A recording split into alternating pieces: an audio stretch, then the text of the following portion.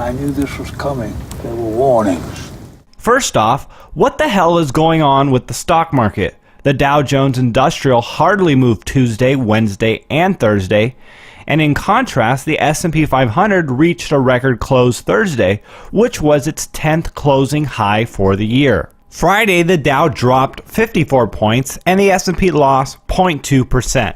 The Fed minutes were released with no surprise that interest rates will not be raised in June. In their inability to raise rates, they're admitting that the United States remains in a crisis 7 years after the 2008 crash. However, Yellen is stating they are hoping to raise rates by the end of this year. Oil is up near $61 WTI, and the dollar index is at 95.38. Watch for the OPEC meeting June 5th.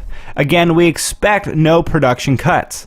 This will inevitably mean more U.S. oil companies will go bankrupt this year. A plebeian was the general body of Roman citizens not in the ruling class.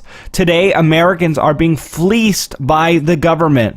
Oregon is beginning testing tax per mile driving, which is another tax on their freedom, which will likely become the norm. The government is harming its citizens by stealing the money that is earned through unfair taxation. This especially hurts the lower and middle class, which whips people into a perpetual cycle of government handouts.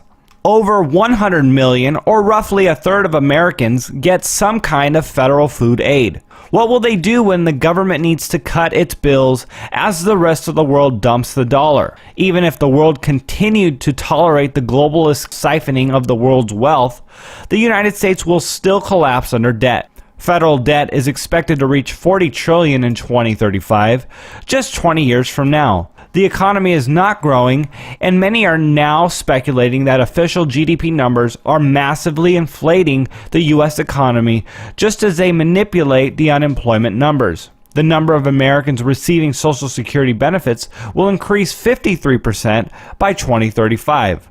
Unfunded liabilities can collapse our already withered economy if something else doesn't crash it first. We're still on the road to default if a new budget is not passed soon. If Congress doesn't pass all appropriation measures by the start of the fiscal year, October 1st, it still must enact a continuing resolution. Reversing last month's swing, China is now once again the top official holder of U.S. Treasuries, having raised their holdings this last March by $37.3 billion, the biggest increase in years. Mysteriously, Belgium's holdings dropped by $92.5 billion. The decline in foreign central bank holdings was the most in 2 years at $23.7 billion. The IMF and World Bank are meeting October 9th through the 11th this year, when it could be decided to add Chinese yuan to the SDR basket of currencies that would go into effect January 1st, 2016. If it doesn't happen, we'll be waiting another 5 years for the next SDR currency revision. Despite the revolution that Bitcoin is now trading on the stock market, the price remains stagnant around $235. There are currently over 14 million units released out of the near 21 million Bitcoin units expected by the year 2032. Final New York regulations are supposed to be released in the next few days, though Bitcoiners seem unsure what this will do to the price.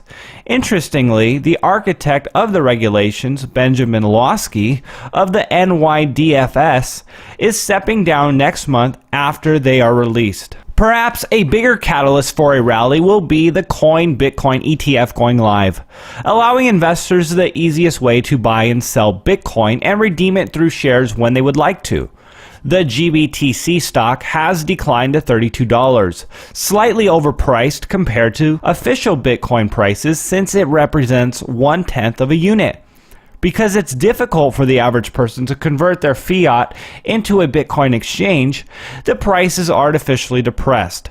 After coin launches, Wall Street may fully embrace it now, being that Bitcoin is a 6-year-old currency proving itself to be viable.